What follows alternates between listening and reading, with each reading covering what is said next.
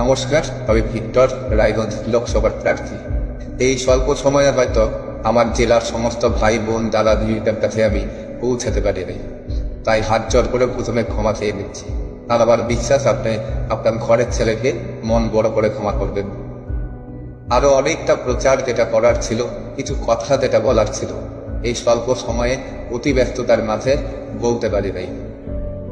এই উত্তর দিনাজপুরের মাটিতে মমতা ব্যানার্জির পার্টি বলে খুব শক্ত, তাই তাবর তাবর নেতা যারা মাটিতে পড়ে থেকে আমাদের জেলায় ঘাসফুল ফোটালো, তাদেরকে বুড়ো আঙ্গুল দেখিয়ে 2 দিনের বৈরাগী সিট নিয়ে চলে গেল।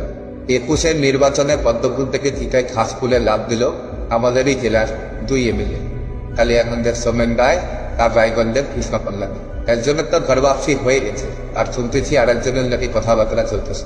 তাই তৃণমূলের ভাই বন্ধুদের ভাবতে হবে আপনারা কাকে ভোট দিলেন, যে আজকে বিজেপিতে আছে তাকে, না যে কালকে বিজেপিতে যাবে তাকে, না আপনার ঘরের ছেলে ভিক্টরকে, যে আগেও বিজেপির সঙ্গে লড়াই করতেছিল আর ভবিষ্যতেও বিজেপির সঙ্গে লড়াই করবে। এবার বলি বিজেপি প্রার্থী কার্তিক পলের কথা। তিনি একজন স্বনামধন্য প্রতিষ্ঠিত ব্যবসায়ী, লাভ লসের অঙ্কটা খুব ভালো বোঝেন এবং একজন সুযোগ সন্ধানী মানুষও বটে। সেই কারণে কংগ্রেস থেকে সুযোগ নিয়ে কাউন্সিলর, তারপরে টিএমসি থেকে সুযোগ নিয়ে চেয়ারম্যান, আর এখন বিজেপি থেকে সুযোগ নিয়ে লোকসভার প্রার্থী। এখন তিনি মোদী হওয়ার সুযোগ নিয়ে পার্লামেন্টে যাওয়ার স্বপ্ন দেখছেন। 2 দিন পরে যদি তৃণমূল থেকে ভালো কোনো সুযোগ পান ও তৃণমূলে যোগদান করেন, তাহলে আমি অন্তত অবাক হব না, কারণ আমি জানি কার্তিক পল কোনো নেতা টেতা না। উনি শুধুমাত্র একজন দক্ষ সুযোগ সন্ধানী ব্যবসায়ী। চেয়ারম্যান থাকাকালীন হাইড্রেন করার জন্য জমি অধিগ্রহণের নামে তিনি সাধারণ মানুষের যে কি ক্ষতি করেছেন, সেটা কালিয়াগঞ্জের মানুষ হাড়ে হাড়ে বুঝতে পারছেন।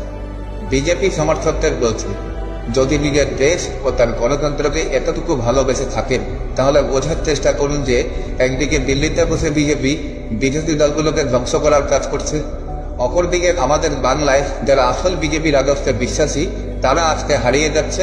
অন্যদিকে শুভেন্দু অধিকারী এবং কার্তিক পলের মতন লোকেরা বিজেপিকে হাইজ্যাক করে বিজেপিকে ধ্বংস করার কাজ করছে। দল এবং ধর্ম এই দুটো একদমই আলাদা বিষয়।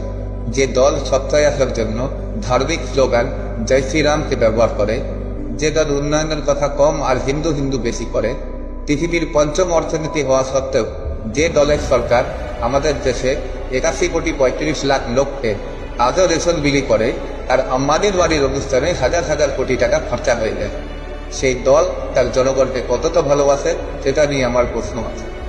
দিল্লির পার্লামেন্টে মোদী সাহেব চোখে চোখ রেখে এই প্রশ্নগুলো আমি ছুড়ে মিলে যাই শুধু দেশকে বাঁচানোর জন্য। আমি বিজনেসম্যান নই, আমি ছোটবেলা থেকে এবং আমার পরিবার মানুষের সেবা করে আসছি। আজ পর্যন্ত কোনো রাজনৈতিক দল আমাদের গায়ে 1 ফোঁটা কাদা ছড়াতে পারেনি। তাই দল বিশেষ নির্বিশেষে এবং এসবের ঊর্ধ্বে উঠে আমি জেলার স্বার্থে, দেশের স্বার্থে আপনাদের কাছে আশীর্বাদ ভিক্ষা চাইছি। আমাকে আশীর্বাদ করুন। ধন্যবাদ।